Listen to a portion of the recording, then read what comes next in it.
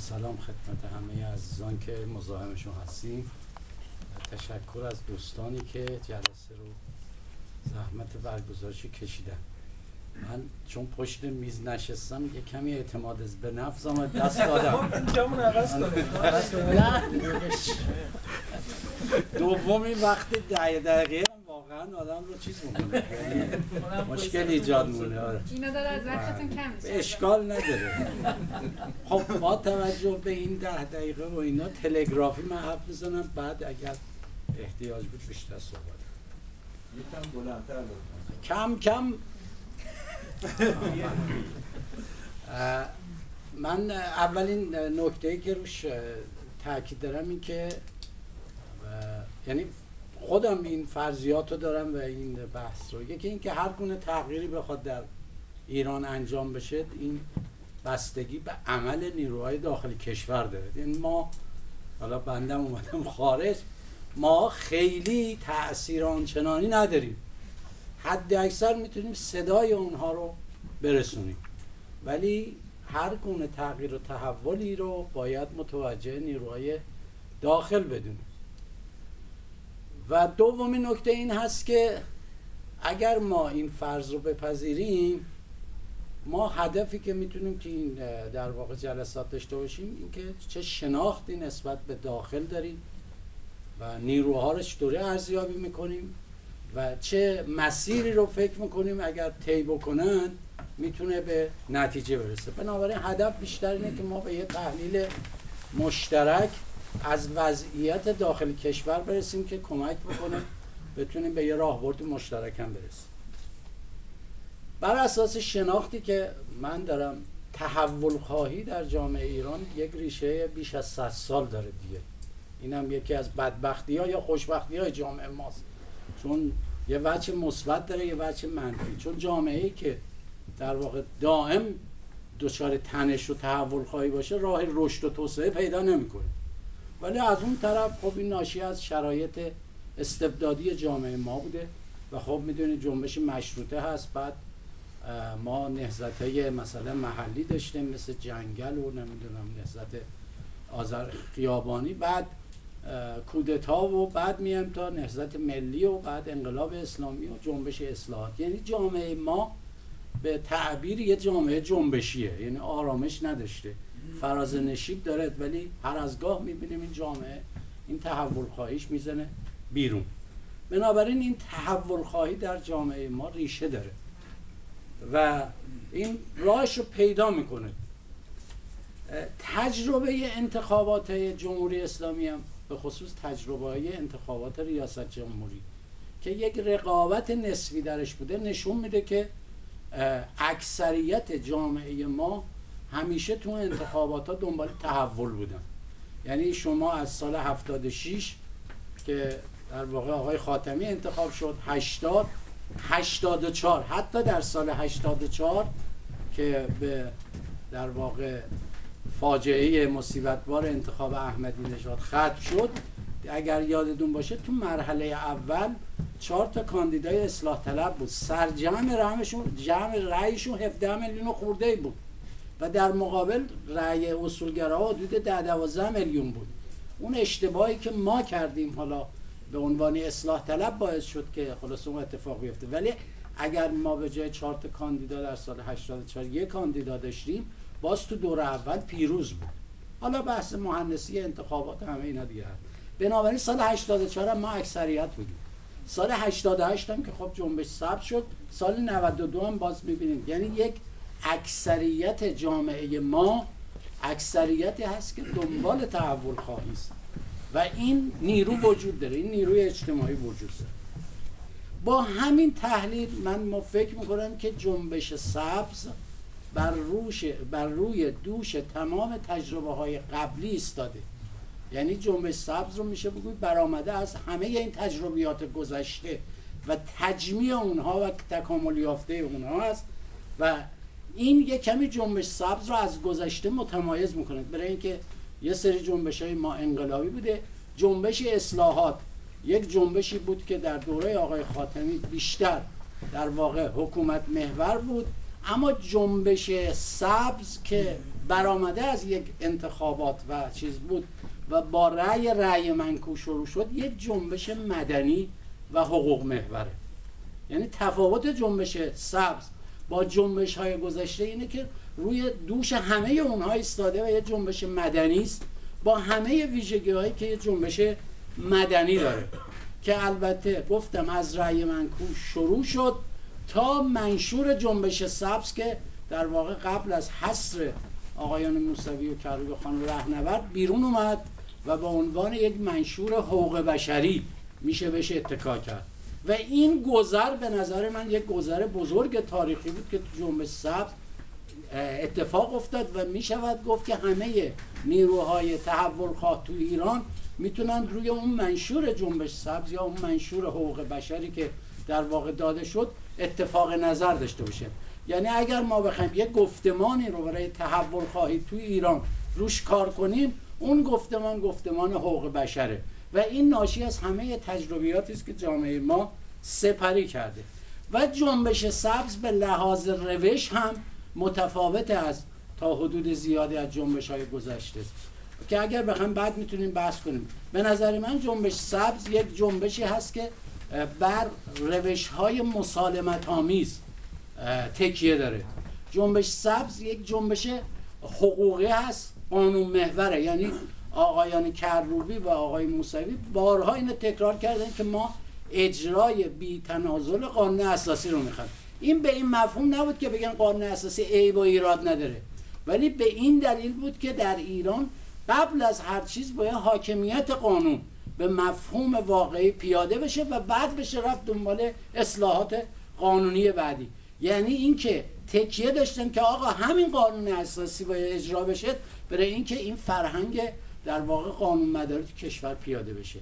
یعنی مشکل تاریخی ما ایرانی‌ها از مشروطه تا حالا همین عدم حاکمیت قانون هست. البته اینو میشه یه بحث جامعه شناسی روش داشت، چون هم حاکمیت پایبندی به قانون نداره، هم ما به عنوان شهروندان آموزش لازم رو برای اجرای قانون و پایبندی به قانون نداریم. یه بحث دیگه و یه نکته‌ای که دیگه باز میشه در واقع بهش تاکید اینه که یه جنبشی هست که به تدریج و زمانمند میخواد بره جلو به دلیل اینکه مسالمت آمیز حقوق محوره و گام به گام میخواد جامعه رو ببره به اون سمت. و خب یه جنبشی بود که از دل یه انتخابات در اومد. یعنی هدف اولیه‌ای که آقای موسوی و آقای کروبی داشتن که برن تو دل حکومت و بتونن در درون حکومت اصلاحات بکنن، ولی بعد تبدیل شد چون به نتیجه نرسید یه جنبشی شد که کاملا نیروهای اجتماعی و جامعه محور شد. بنابراین یکی از تفاوتایی که جنبش سبز با جنبش اصلاحات میشه گفت داشت اینه که یک، حالا ما توی بحث‌های خودمون داشتیم میگفتیم بایستی یک حالت دوپا داشته باشه، یعنی پایی در حکومت و پایی در واقع جامعه. و نکته دیگری که البته این یه بحث دیگری رو کاملا میطلبه که من فکر کنم با روندی که طی شده تا اینجا اومده جنبش سبز به مثابه یک سرمایه اجتماعی برای جامعه ماست. یعنی این سرمایه تو جامعه ریشه دوونده، نیرو برای خودش داره، امکانات برای خودش داره و به دنبال فرصت هست. و حالا اگه بحث بخوام بکنم، اگر ما بخوام روزگاری مسیر توسعه رو تو کشورمون راه بندازیم، مهمترین بخشی که میتونه به کمکش بیاد این سرمایه اجتماعی است که این سرمایه اجتماعی الان تولد پیدا کرده توی همه آقایان موسوی و کروبی خانم رهنورد. یعنی این حصر اونا به نظر من نماد این هست که این سرمایه اجتماعی موجوده و حتی اگر حاکمیت حاضر نمیشه اینها رو از حصر در بیاره، برای اینکه میدونه اگر اینا از حصر در بیان میتونن این سرمایه اجتماعی رو بالفعل بکنن. الان این سرمایه اجتماعی بالقوه وجود داره، بنابراین اونا از این هراس دارن. البته به نظر من میشود بحث کرد که اگر ما بخوایم این سرمایه اجتماعی رو به حرکت بندازیم باید به شیوه حرکت کنیم که حاکمیت هم از هراس در بیاد و بگیم آقا این سرمایه اجتماعی متعلق به همه ایرانیان هست، میشه ازش استفاده کرد. بله، سعی کردم خیلی تلگرافی حرف بزنم. به نظر من جنبش اجتماعی به رغم اینکه در واقع دوستانم گفتن اون حرکت خیابانیش متوقف شد، ولی تونست موفقیت‌های بسیار بزرگی کسب کنه و من انتخاب آقای روحانی رو یکی از موفقیت‌های جنبش سبز میدونم. نیروهای جنبش سبز بودن که اومدن و توی میدون انتخابات تونستن از این فرصتی که حالا به هر شکل پدید اومده بود استفاده کنن و به بخشی از خواستایی که ما تو جنبش داشتیم برسیم. من حالا وقت نیست بگم که یکی از دلایلی که آقای موسوی ما شاید مهر سال 87 با ایشون با جمعی از دوستان رفته بودیم صحبت میکردیم، یکی از نگرانی‌های عمدش وضعیت سیاست خارجی ایران بود و میگفت این مسیری که آقای احمدی نژاد داره میره، البته خب مورد تایید بالام بود، این کشور رو میبره تو دامن جنگ و ما تمام دستاورده کشور رو، حتی همون دستاورده هسته‌ای رو از دست میدیم. خب ما الان دیدیم گفتمانی پیروز شده که این در واقع سیاست خارجی کشور رو کاملا داره تغییر میده، تنش‌زدایی میکنه و این یکی از پیروزی‌هایی است که به نظر من به دلیل گفتمان جنبش سبز به دست اومد. بحث دوم در واقع وضع معیشت و اقتصاد مردم هست و این بسیار مهم است، چون هر جنبش اجتماعی تو ایران بخواد برد به سمت اینکه همون خواست دموکراتیک و دموکراسی خالص پیاده کنه، بایستی اون در واقع جامعه اون بهبود اقتصادی رو داشته باشه، طبقه متوسط و اینجور چیزا. بنابراین من به عنوان جمع‌بندی صحبتام با عذرخواهی این است که بحثی که ما میتونیم داشته باشیم اینه که چگونه این سرمایه اجتماعی و این جنبش سبز رو تو جامعه از این حالت بالقوه در آینده تبدیل به حالت بالفعلش کنیم و به نظر من اینجاست که ما باید نیروهای اجتماعی رو بتونیم سازماندهی کنیم و سازماندهی یعنی جامعه مدنی بسازیم، احزاب، نمیدونم نهادهای صنفی مدنی و اینجور چیزا. و بزرگترین کاری که تمام نیروهای فکر خارج کشور میتونن بکنن اینه که این رو به جامعه جهت بدن که نیروهای اجتماعی برن خودشونو سازماندهی بکنن و به نظر من این سازماندهی اگر انجام بشه وقت تو نقطه‌ای که احتیاج هست اینا به هم پیوند بخورن و تحول ایجاد کنن اون انجام میشه. خیلی ممنون.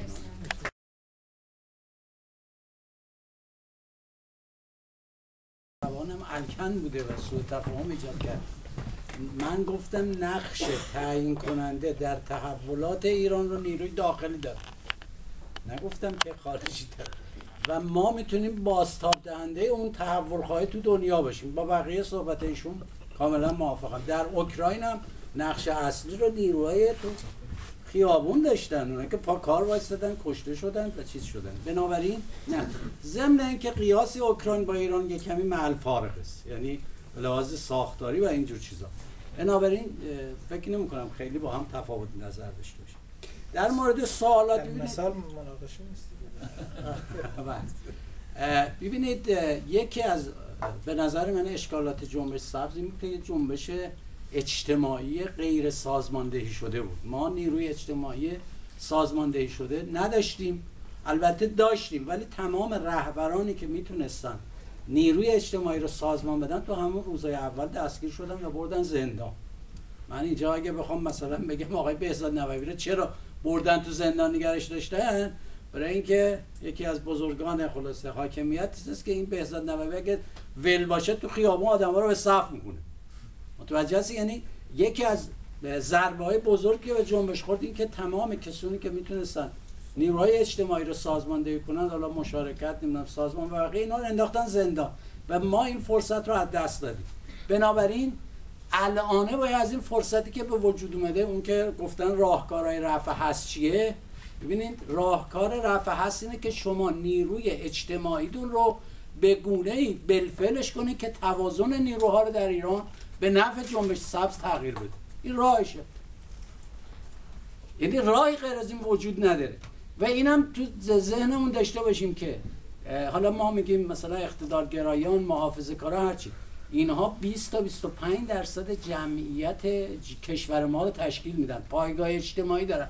تو تمام انتخابات اگه برید آمار در بیارید میبینید اینا اون موقعی که رقابتی هست 20 تا 25% پشتوانه اجتماعی دارن. تو همه انتخابات ریاست جمهوری بالاخره شما میتونید اینا ببینید، از جلیلیش که افراطیش بود تا مثلا ولایتی. ما که نمیتونیم اون نیرو رو از اجتماع حذف کنیم، حتی از حاکمیت هم آسون نمیشه. بنابراین باید ببینیم چطوری میشه نیروی اجتماعی رو تو جامعه سازمان بدیم که این توازن به گونه‌ای به هم بخوره که اونا مجبور بشن، چون به فکر نمی‌کنم خیلی دلشون بخواد که این هست چیز بشه. از این منظر ما وظیفه داریم که دولت رو هم تقویت کنیم، چون الان من نبودم ولی از این اصطلاح حاکمیت دوگانه، یعنی یه شکلی از حاکمیت دوگانه وجود داره.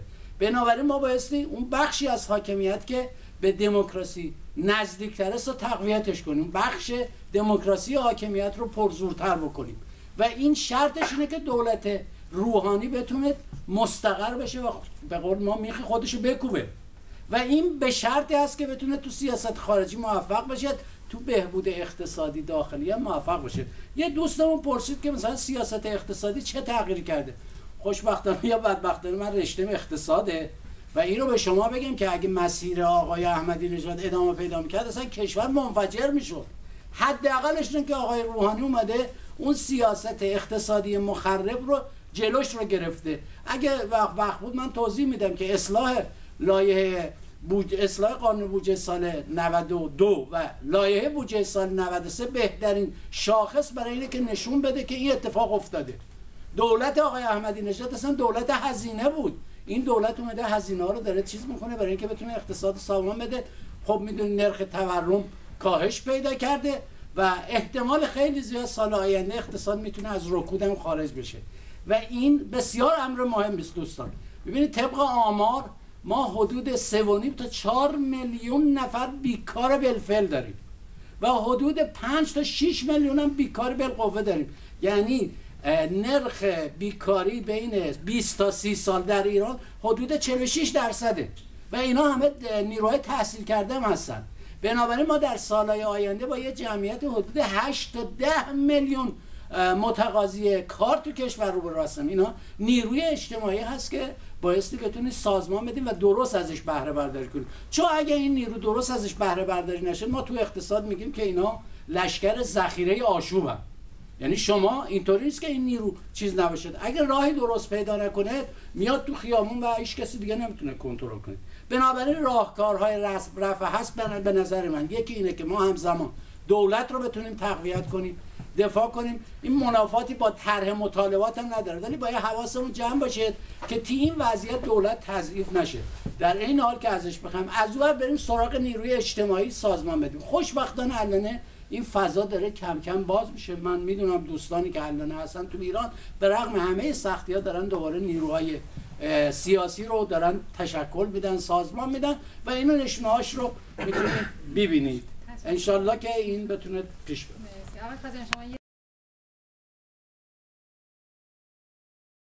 دوستان از یه زاویه میگن ولی ظاهرا زبون من الکن. من نگفتم که خلقیات و روحیات ایرانی‌ها ذاتی ایرانی‌ها، ولی این خلقیات روحیات وجود داره به بشناسیم، یعنی ببینیم چطوری میشه تغییرش داد. بعضی موقع صورت مسئله رو دوستان پاک بکنن که مشکل حل نمیشه که، ولی صورت مسئله رو باید طوری بنویسیم بعد براش راه حل پیدا کنیم. چیز از این زاویه من اتفاقا معتقدم که جنبش سبز بخشی از خلقیات و روحیات ما ایرانی‌ها رو تغییر داده و این خیلی مثبته. ولی این نیست که حالا ما چیز نداریم بلکه میخونن نزد ایرانیان بس سونه، نه، ما مثل بقیه. و از این زاویه الان میخوام بگم جنبش سبز اتفاقا جنبش زندگی است. این تفاوت بنیادیش با همه جنبش‌های قبل. و اگه کور جنبش سبز رو جوونا ما بگیریم، جوونایی که اومده بودن تو خیابون دنبال زندگی بودن، نمیخواستن شهید بشن، نمیخواستن مبارزه بکنن. اینا اصلا حرفشون با حکومت این بود که ما میخوایم زندگی کنیم، شما وظیفه داری زندگی ما رو تامین کنید. خیلی خوبه. این به نظر من چرخش بزرگی است که توی تاریخ ما صورت گرفته.